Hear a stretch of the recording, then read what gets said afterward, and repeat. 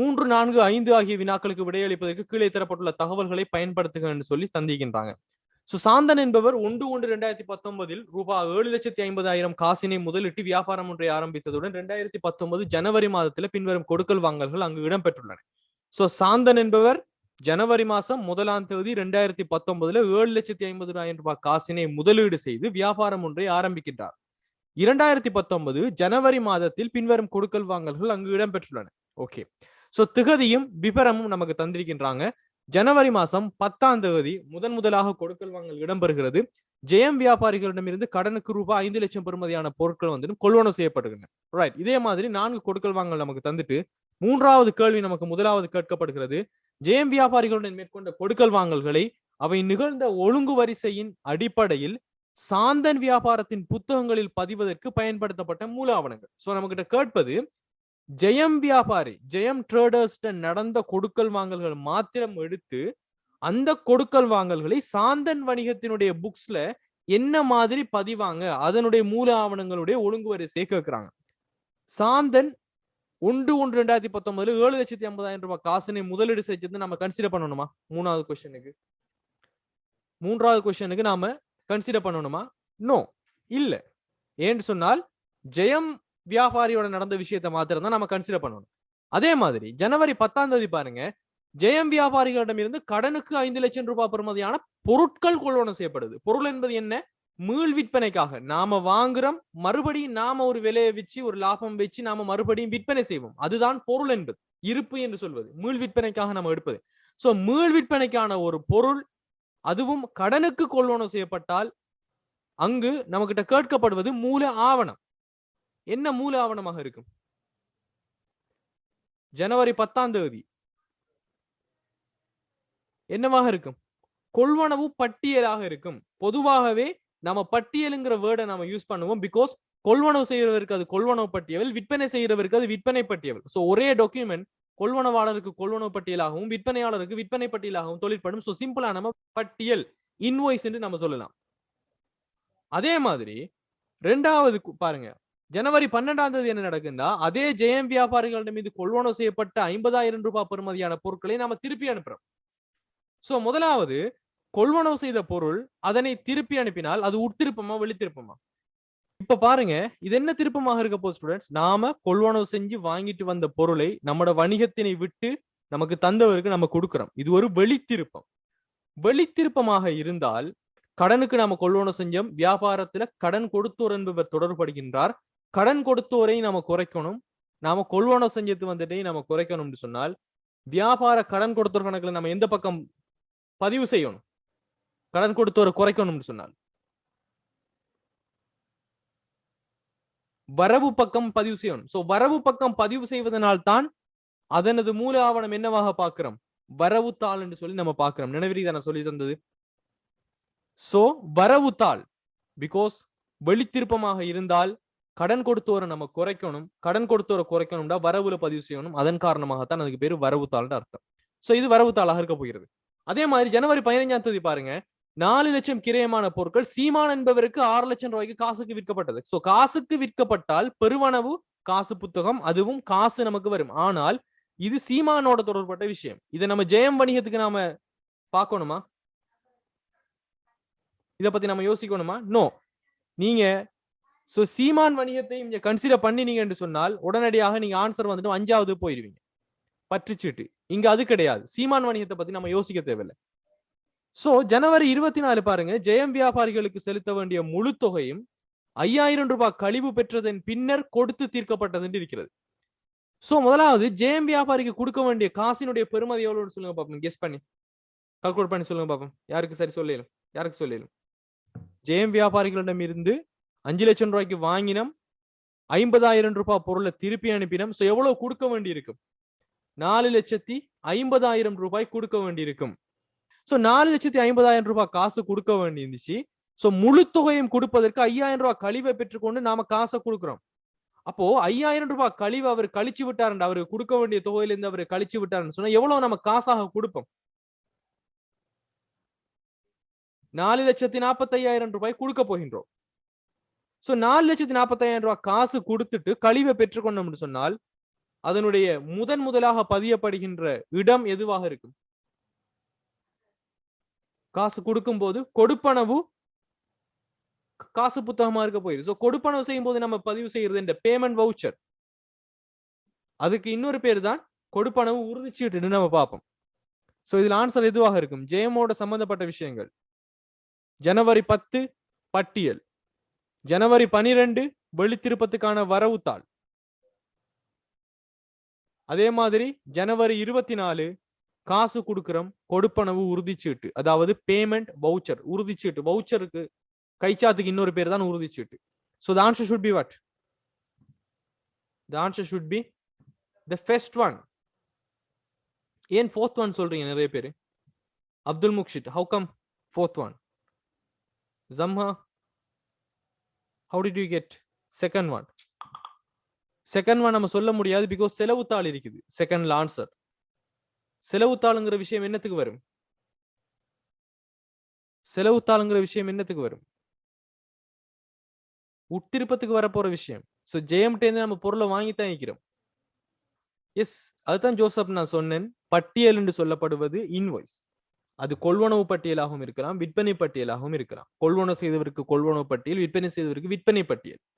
So common name பட்டியல், invoice. So this is third one. இது எல்லாருக்கும் புரிஞ்சுதா? சில டேஸ்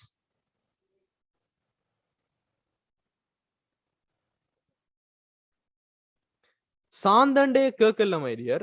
சாந்தனுடைய வியாபாரத்தினுடைய புத்தகத்தில் பயன்படுத்தப்பட்ட மூல ஆவணங்கள். சாந்தன் தான் பிசினஸ் ஓனர். அவரினுடைய புத்தகத்துல நம்ம பதிவு செய்யறது ஜெயமோட நடந்த கொடுக்கல் வாங்கல்களை என்ன செய்வோம்ங்கிறதான் question Abhiram. Right? You should understand the question clearly. நாலாவது பாருங்க, அதோட சம்பந்தப்பட்ட அதே இது பாருங்க.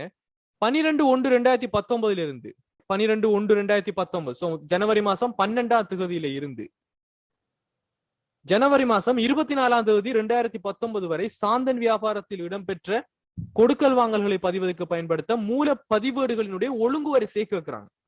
சோ மூல ஆவணம் கேட்டாங்க. இப்போ முதலாக பதிகின்ற மூல ஏடுகளினுடைய ஒழுங்கு வரிசை நம்ம கிட்ட கேட்கப்படுகிறது. சோ நம்ம கிட்ட கேட்கப்படுவதில் ஜனவரி 12ல இருந்து. சோ ஜனவரி 10ஆம் தேதியை நம்ம கன்சிடர் பண்ணணுமா? நோ நீட் டு கன்சிடர் ஜனவரி 10. ஜனவரி 12ல இருந்துனா நம்ம ஆர்டர் போடணும். சோ ஜனவரி 12 பாருங்க, ஜெயம் வியாபாரிகள் மீது கொள்வனவு செய்யப்பட்ட 50,000 ரூபாய் பெறுமதியான பொருட்கள் திருப்பி அனுப்பப்பட்டது நமக்கு தெரியும். அதற்கு பெயர் ஒரு வெளி திருப்பம் என்று தெரியும், அல்லது கொள்வனவு திருப்பம் என்று தெரியும். முதலாக கொள்வனவு திருப்பத்தை பதிவு செய்கின்ற ஏடு எது? கொள்வனவு திரும்பல் நாள் ஏடு, சிம்பிள். அதே மாதிரி 4 லட்சம் ரூபாய்க்கு இறையமான பொருட்கள் சீமான் என்பவருக்கு 6 லட்சம் ரூபாய்க்கு காசுக்கு விற்கப்பட்டால் காசு கிடைக்கும். காசு கிடைத்தால் முதலாக பதிவது எது? காசு பெருவனவு நாள் ஏடு. அதே மாதிரி ஜெயம் வியாபாரிகளுக்கு செலுத்த வேண்டிய முழு தொகையும் 5000 கழிவு பெற்றது கொடுத்து தீர்க்கப்பட்டது, காசாக கொடுக்கின்றோம். முதலாக பதிவுகின்ற ஏடு காசு கொடுப்பனவு நாள் ஏடு. சோ இதன்படி ஆன்சர் எதுவாக இருக்க போகிறது? What should be the answer? Simply the answer is the second one. Right? Answer is second one. எல்லாருக்கும் இந்த क्वेश्चन விளங்கினுச்சா? Very very simple my dears. நம்ம நிறைய படிச்சிக்கிறோம். நான் உங்களுக்கு 100% சொல்லி தந்திக்கிறேன். ரைட். அதே மாதிரி அடுத்த क्वेश्चन பாருங்க, 5வது क्वेश्चन. சாந்தன் வியாபாரத்தினுடைய 2019 ஜனவரி மாதத்துக்கான இலாபமும் 31/1/2019 உள்ளவாறான காசு மீதியும் என்னன்னு கேட்கிறார். சோ 2 क्वेश्चन நம்மகிட்ட கேட்கப்படுவது மாதத்துக்கான லாபம் எவ்வளவு, அதே போல காசு மீதி எவ்வளவுன்னு கேட்கிறாங்க. ரைட். இப்போ முதலாவது லாபத்தை கால்குலேட் பண்ணுவோம். Let me share my calculator. Right? All of you can see my calculator. Right. இப்போ பாருங்க, முதலாவது லாபம் என்பது என்ன? லாபம் என்பது வருமானம் செலவீடுகள். நம்ம உழைக்கின்றோம், வருமானம் கிடைக்கின்றது. அந்த வருமானத்தை உழைப்பதற்காக செலவீடு செஞ்சோம் என்று சொன்னால் அதை கழித்து வருவதுதான் நமக்கு லாபம் என்று படிச்சுக்கிறோம். அதே போல நமக்கு டபுள் என்ட்ரியில சொத்து கணக்கு, பொறுப்பு கணக்கு, உரிமை கணக்கு, வருமான கணக்கு, செலவு கணக்குன்னு நம்ம தெரியும். சோ வருமான கணக்குல வருமானங்கள் அதிகரித்தால் வருமானங்கள் கூடும், வருமானங்கள் குறைவடைந்தால் வருமானம் குறையும், செலவீடுகள் அதிகரித்தால் செலவீடு அதிகரிக்கும், செலவீடு குறைவடைந்தால் செலவீடு குறைய போயிடும். சோ எதுல வரவு வரும், எதுல செலவு வரும் என்பதெல்லாம் நம்ம டபுள் என்ட்ரி சிஸ்டத்துல படிச்சுக்கிறோம். தரப்படுகின்ற கொடுக்கல் வாங்கல்கள்ல வருமான வகையை அல்லது செலவீட்டு வகையை பாதிக்கின்ற விடயங்கள்ல ஏதாவது பாதிப்பு இடம்பெற்றால் அது வருமானம் செலவீட்டை பாதிக்கும், அதன் காரணமாக லாபத்தை பாதிக்கும். இதுதான் நம்மளோட பேசிக்கான புரிதல்.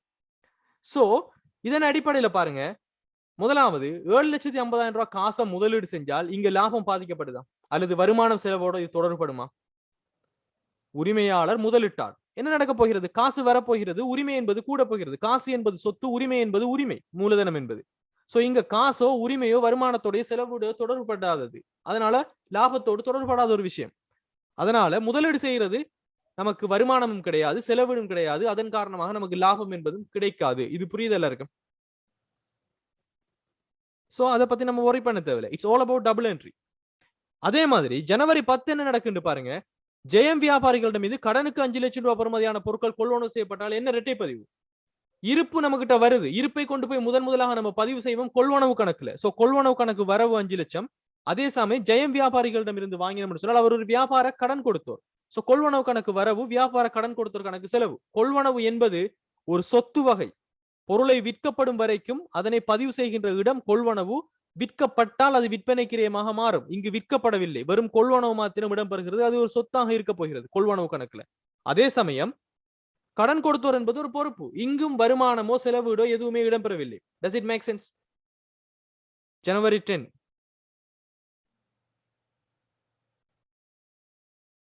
Right? So January 10 வருமானத்தையோ செலவீட்டையோ எங்கேயுமே பாதிக்க போறது கிடையாது. So we don't need to worry about. Right? January 12 பாருங்க, ஜெயம் வியாபாரிகளிடம் மீது கொள்வனவு செய்யப்பட்ட 50,000 ரூபாய் பெறுமதியான பொருட்கள் திருப்பி அனுப்பப்படுது. சோ திருப்பி அனுப்பப்பட்டால் என்ன நடக்கும்? 5 லட்சம் ரூபாய்க்கு வாங்கிட்டு வந்தோம், அதனை கொள்வனவு செஞ்சுட்டு வந்தோம், அதனை திருப்பி அனுப்பணும். ஆனா நேரடியாக கொள்வனவு கணக்கில் நம்ம குறைக்க முடியாது. அதற்காக வெளித்திரும்பல் கணக்கு என்கின்ற ஒரு கணக்கை உருவாக்கி வெளித்திரும்பல் கணக்குல செலவு வச்சுப்போம் 50,000. அதே சமயம் ஜெயம் வியாபாரிக்கு இன்னைக்கு சல்லி கொடுக்க தேவையில்லை. சோ வியாபார கடன் கொடுத்தோர் கணக்குல வரவு வச்சு நம்ம குறைப்போம். சோ வியாபார கடன் கொடுத்தோர்ல குறைய போகிறது 50,000. அது ஒரு பொறுப்பு நமக்கு குறைய போகிறது. அதே சமயம் கொள்வனவை குறைப்பதற்காக வெளித்திரும்பல் கணக்கு என்கின்ற ஒன்றை ஆரம்பிச்சு நம்ம செலவு வைக்கிறோம். அதாவது கொள்வனவில் என்பது சொத்து, அந்த சொத்தினை குறைக்கின்றோம். நம்முடைய இருப்பின் அளவு நம்மளை விட்டு குறைகின்றது. சோ இங்க சொத்தும் பொறுப்பும் தான் சம்பந்தப்படுதே தவிர எந்த ஒரு வருமானமோ செலவீடோ சம்பந்தப்படல.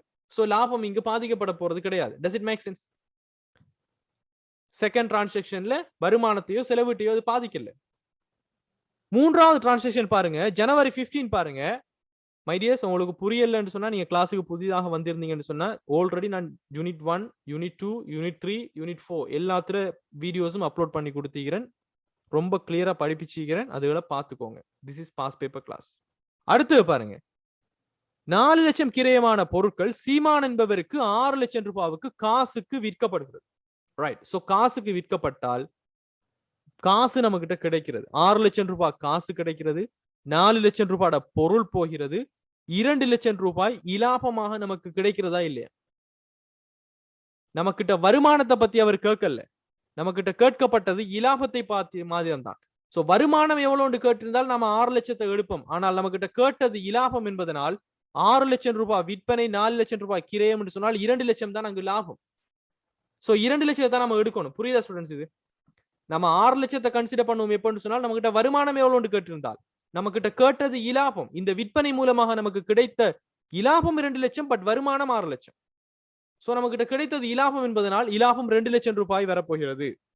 அதே சமயம் 24ஆம் தேதி ஜனவரி 24 பாருங்க, ஜெயம் வியாபாரிகளுக்கு செலுத்த வேண்டிய முழு தொகையும் 5,000 ரூபாய் கழிவு கொடுத்து தீர்க்கப்பட்டது. ஓகே. சோ முழு தொகையும் 5 லட்சம் ரூபாய்க்கு கொள்வனவு செஞ்சோம், 50,000 ரூபாவை திருப்பி அனுப்பினோம், 4,50,000 ரூபாய் கொடுக்க வேண்டி இருந்தது.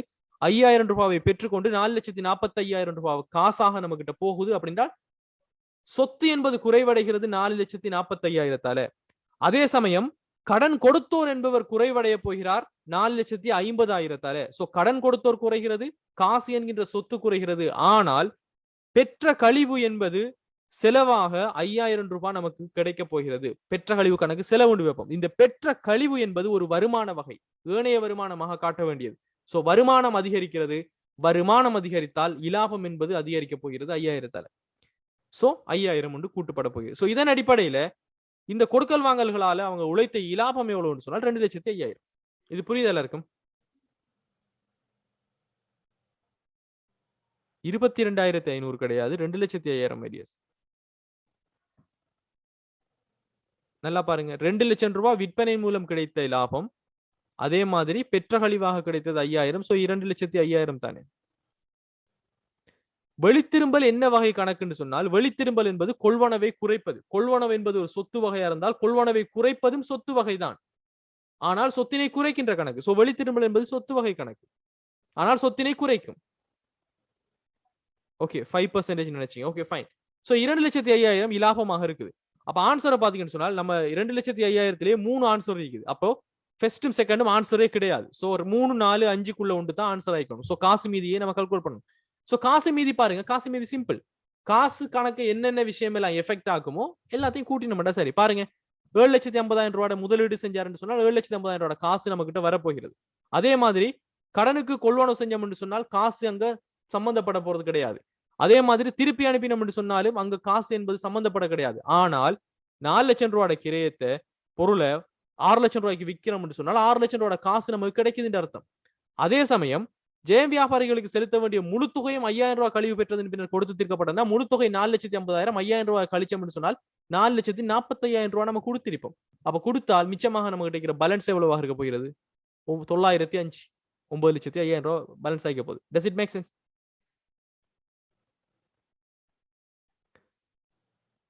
ரைட். சோ ஆன்சர் என்னவாக இருக்க போகுது? 9,05 2,05,000 இருப்பதாக இருந்தால் the answer should be fifth one. So இப்போ உங்களோட क्वेश्चंस கொஞ்சம் பாப்போம். உட்திரும்பல் என்ன வகை கணக்குன்னு கேட்டீங்கன்னு சொன்னால், உட்திரும்பல் என்பது என்னத்துக்காக நம்ம வச்சுக்கிறோம்? விற்பனை என்பதை குறைக்க வேண்டும், ஆனால் விற்பனையை நேரடியாக குறைக்க முடியாது என்பதனால் உட்திரும்பல் கணக்கு கொண்டு ஆரம்பிச்சு உட்திரும்பல் கணக்குல வரவு வைக்கிறோம். விற்பனை என்பது வருமான வகை கணக்காக இருந்தால், உட்திரும்பல் என்பது வருமானத்தை குறைப்பதற்காக உருவாக்கப்பட்டிருந்தால் அதுவும் ஒரு வருமான வகை கணக்கு தான். ஆனால் உட்திரும்பல் விற்பனை வருமானத்தை குறைக்கும், ஆனால் உட்திரும்பல் ஒரு வருமான வகை கணக்கு. Haniya clear? Munshir same question. Yes, MCQ நீங்க ரூபாய் ஆயிரங்களை செய்யறேன்னு சொன்னா செய்யலாம். It doesn't matter. கடைசியில் ஆன்சர் கொடுத்தீங்கன்னா சரிதான். ஹாஜரா சார், செகண்ட் டிரான்சாக்ஷன் திருப்பி அனுப்பப்பட்டதால் செலவாக கருத இல்லையா? நோ. நாம செலவீடுகளுக்கு என்னன்னு சொல்லி நம்ம டெபினிஷன் படிச்சிருக்கிறோம். முதலாவது யூனிட்லயே நான் படிச்சு தந்திருக்கிறேன் செலவீடுகள் என்பது என்னன்னு சொல்லி. சோ அதை கொஞ்சம் பாருங்க. திருப்பி அனுப்புறதெல்லாம் செலவீடு கிடையாது. உரிமையாளரின் பங்களிப்பின்றி உரிமை குறைவடைய வேண்டும். சொத்து அதிகரிப்பதன் காரணமாக அல்லது பொறுப்பு குறைவதன் மூலமாக உரிமையாளரின் பங்களிப்பின்றி உரிமை குறைவடைய வேண்டும். அதுதான் செலவீடு. எஸ், வெளித்திரும்பல் என்ன வகை கணக்குன்னு சொன்னால் அதான் சொன்ன மாதிரி. எஸ், வெளித்திரும்பல் என்பது கொள்வனவை குறைக்கும் என்றால் கொள்வனவு என்பது ஒரு சொத்து வகைன்னு சொன்னால் வெளித்திரும்பல் என்பது ஒரு சொத்து வகை கணக்கு. உட்திரும்பல் என்பது ஒரு வருமான வகை, பிகாஸ் வருமானத்தை குறைப்பது. சோ ஃபிஃப்த் 5வது क्वेश्चन எல்லாருக்கும் விளங்கிருச்சா? Shall I get yes or no quickly? Any questions? Fifth one. லாபம் கணிச்சது நான், காசு மீதி நான்